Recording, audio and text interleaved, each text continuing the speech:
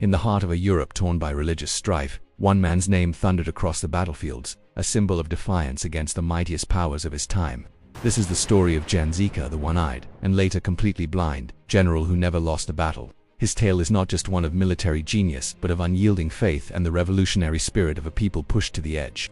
Our story begins in early 15th century Bohemia, a kingdom within the Holy Roman Empire seething with discontent. The Catholic Church's authority was being challenged by a fiery preacher named Jan Hus, whose calls for reform ignited the soul of the Czech people. Hus's eventual execution at the Council of Constance in 1415 was not an end, but a spark.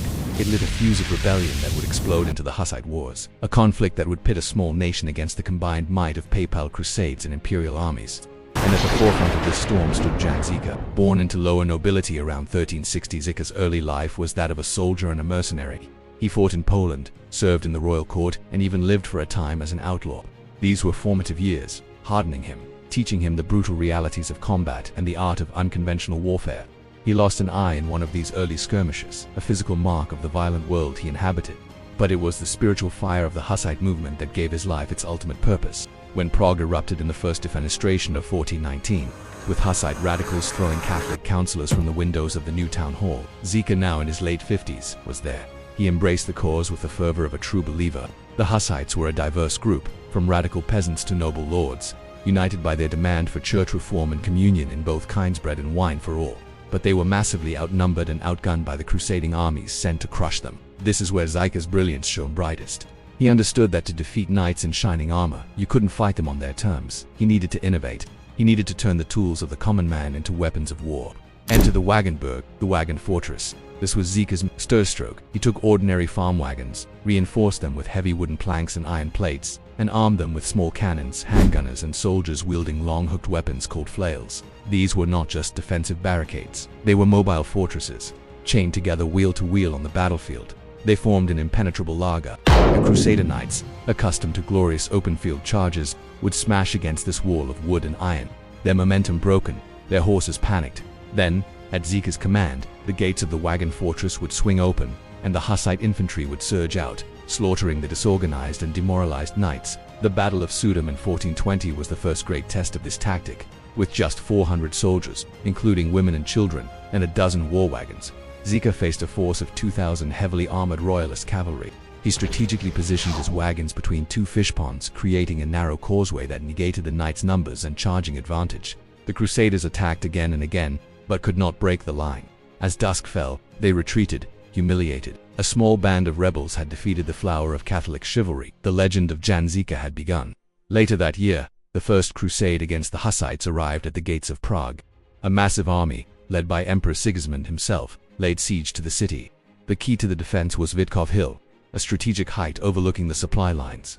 Zizka, with a tiny contingent of troops, fortified the hill. The Crusaders, confident in their overwhelming numbers, launched a massive assault, but Zizka's men, fighting with a desperate courage, held them back. The battle raged, and just as the defenders were about to be overwhelmed, a Hussite sortie from the city attacked the Crusaders from the rear. Panic set in, and the mighty crusading army dissolved into a chaotic retreat. Žižka Hill was renamed Zizka in his honor, and it stands as a testament to his tactical genius and the indomitable spirit of his followers. Zizka was not just a tactician, he was a leader of men. He was one of them, sharing their hardships and their faith. He commanded the radical wing of the Hussites, the Taborites, who believed in a communal society with no private property. He drilled his peasant soldiers into a disciplined, professional fighting force, a revolutionary concept for the time. He was ruthless and pragmatic, demanding absolute obedience. His famous military ordinance of 1423 was one of the first of its kind, laying out strict rules of conduct for soldiers on and off the battlefield, covering everything from camp hygiene to the distribution of loot. He was building not just an army, but a new kind of society on the march. Then, in 1421, during the siege of Arby Castle, disaster struck. An arrow found its mark, and Zizka lost his remaining eye. He was plunged into total darkness. For any other commander, this would have been the end. A general who could not see the battlefield, it was unthinkable. But Zizka was not any other commander. His spirit was unbreakable. His soldiers became his eyes. He would have the terrain described to him in meticulous detail. He would listen to the sounds of battle, and he would visualize the movements of troops in his mind. From the darkness, he continued to lead, and he continued to win. Blind, he led the Hussites to one of their most astounding victories at the Battle of Kutnahara. Surrounded and trapped by Sigismund's army in the dead of winter, Zizka simply ordered his wagon train to form a column and charge directly through the enemy lines. The Crusaders, stunned by the audacity of a nighttime breakout by a blind general, were caught completely off guard. The Hussite wagons, bristling with guns and steel, rolled through their encampment like an unstoppable juggernaut, escaping the trap and turning to inflict a crushing defeat on the disorganized Crusader forces days later. For years he was the scourge of the Crusades. For separate crusading armies, drawn from all over Europe, marched into Bohemia to destroy the Hussite heresy. 4 times, they were sent reeling in defeat by the armies led by the blind general. He was more than a man. He had become a myth. His enemies believed he was a demon, empowered by black magic. His followers saw him as a divine instrument, God's warrior, chosen to protect his people. But even legends are mortal.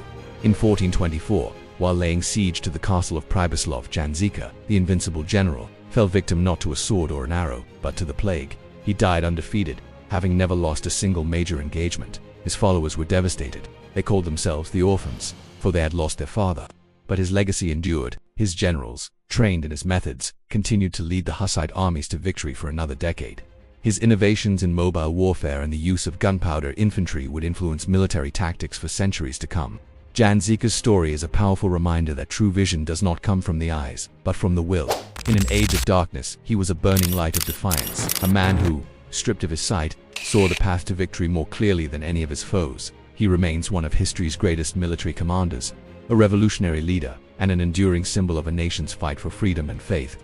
His legend is etched into the very landscape of his homeland, a tale of a blind man who taught the world how to see. Thank you for joining us on this journey into the past. If you found this story inspiring, please like, share, and subscribe for more tales of legendary figures from history. See you next time.